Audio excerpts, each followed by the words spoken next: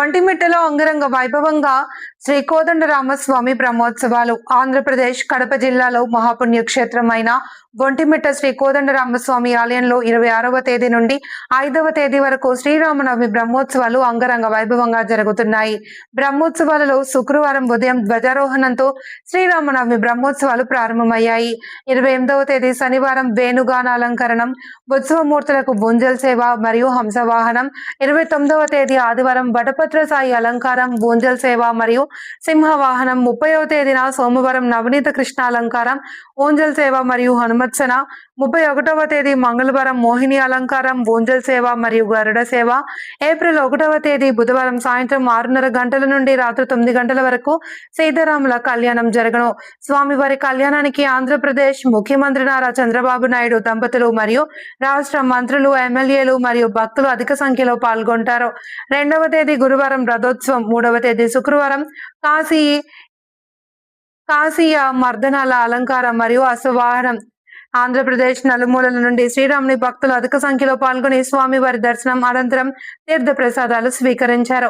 1వ తేదీన జరగబోయే స్వామివారి కళ్యాణానికి పూర్తి ఏర్పాట్లు చేశారు. దేవస్థానం చుట్టూ మరియు కళ్యాణ మండపం దగ్గర హంగులతో విద్యుత్ దీపాలతో అలంకరణ చూసి భక్తులు మైమర్చిపోయారు. ఈ కార్యక్రమంలో టీటీడీ దేవస్థానం అధికారులు మరియు డిప్యూటీ ఈఓలు శ్రీమతి ఏ ప్రశాంతి, ఏ శివప్రసాద్, జిల్లా ఎస్పీ నచికేత్ విశ్వనాథ్, జిల్లా collector Chamukuri Sridhar, Rajampet sub collector HS Bhavana, Ontimitta CI Narasimharaju, ఇతర అధికారులు, విశేష సంఖ్యలో భక్తులు పాల్గొన్నారు.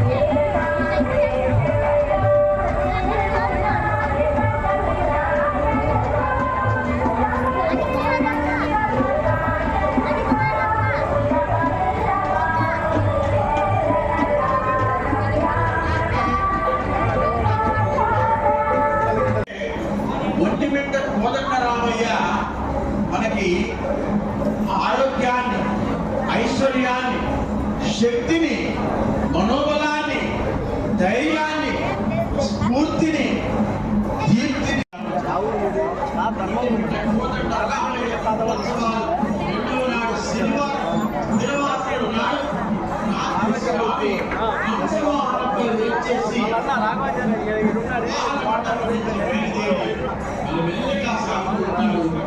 చరిత్రం రఘునాథస్య శతకోటి ప్రవిస్తరం ఏకైకమక్షరం భోక్తం మహాపాతక నాశనం శ్రీరామం రఘుగుణనందనం.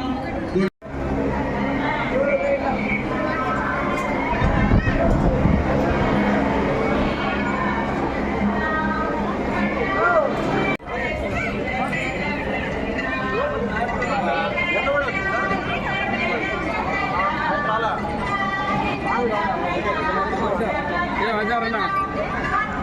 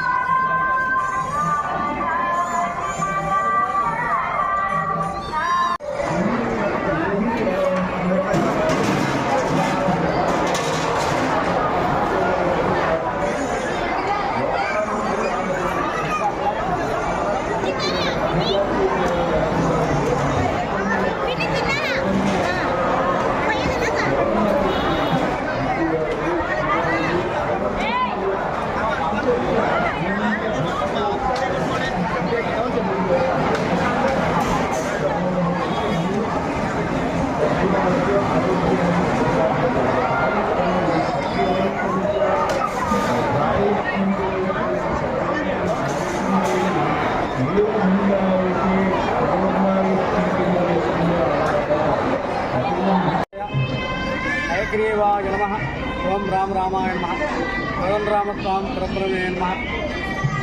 త్రేతాయంలో జాంబవంత ప్రతిష్ట, శ్రీమద్వంటిమిట్ట, ఆదిశేషుడు, శ్రీమన్నారాయణుడు, వాయుదేవుడు, గరుడు, నేనే బలవంతుడు శేషుడు, అధిక బలవంతుడు వాయుదేవుడు, మిక్కిల బలనాలు గరుడు, ఒకరకొకరు పోట్లాడుకునే సమయాన దేవదాన దుందువులంతా కలిసి, ముక్కోడు దేవతలంతా కలిసి నాలుగురు పంపించి సందిగ్ధానం చేయమని పోతే, శేషుడు వేరుడవయ్యా, వాయుదేవుడు మిక్కిల బలవంతుడివి, మిక్కిల బలసాలు గరుడిని పొగడగా శేషుడు పర్వతాలని చుట్టిన సమయాన అక్కడి నుంచి బయలుపడిన మూర్తులే ఏకశిలానగర మూర్తులు.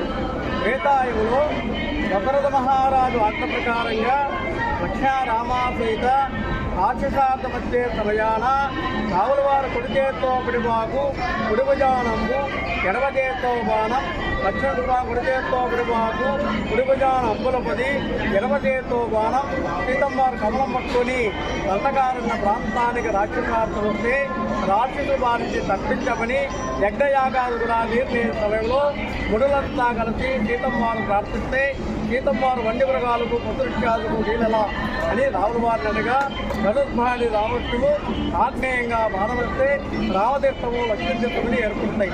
బాణాకారంగా 2 తీర్థాలు ఏర్పడిన తర్వాత దాహం తీసుకొని తిరిగి ముగ్గురు కూడా ఉంటుంటే ముడులు ఉండమని కొడితే కలియుగంలో రాక్షసార్థం జరుగుతుంది, అంతవరకు వేచి ఉండండి అని ఆనవాళ్ళగా ముగ్గురు మూర్తులు ఇవ్వడం జరిగింది. ఆ ముగ్గురులు ఇక్కడ ముడులు పెట్టుకొని పూజ చేస్తుండగా కాలక్రమేణ జాంబవంతుడు, హనుమంతుడు, నీలుడు పరివారం అంతా వచ్చారు. జాంబవంతుడు మొత్తంలో కలగాల్చి వనతీగలతో అంటుకున్న మూర్తులు తొలగిస్తే లక్ష్మీరామ సీత తొలిసారిగా చూశాడు. కాబట్టి త్రేతాయుగంలో జాంబవంత ప్రతిష్ట అయోధ్య తర్వాత రెండవది, భద్రాచల కంటే ముందు, తిరుమల కంటే ముందు, అర్థగండములోనే రెండవది. గర్భాలయం 11వ శతాబ్దంలో ప్రజాధిపరాలు సైన్యంతో వస్తే దాహానికే నీరు లేనప్పుడు రాముల వారే దర్శన భాగం ఇచ్చి రామతీర్థము, లక్ష్మీతీర్థము 2 తీర్థాలు ఉన్నాయి, దాహం తీసుకోమని చెప్పడం జరిగింది. దాహం తీసుకున్న తర్వాత అక్కడ గర్భాలయం నిమిత్తం రాముల వారు కొడితే గర్భాలయం 11వ శతాబ్దంలో స్కూళ్ళు వచ్చిన తర్వాత 32 స్తంభాలు, రామాయణ, భారత, భాగవత శిల్పాలు ఉంటాయి.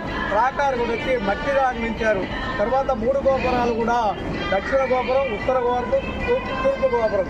ఒకటి దక్షిణ ద్వారం ధనమని, ఉత్తర ద్వారం ధాన్యమని, కీర్తి ప్రతిష్టని 3 గోపురాలు కూడా ఉంటాయి. కలిగ వైకుంఠానికి దారి, 108 పుణ్యక్షేత్రాల దారి.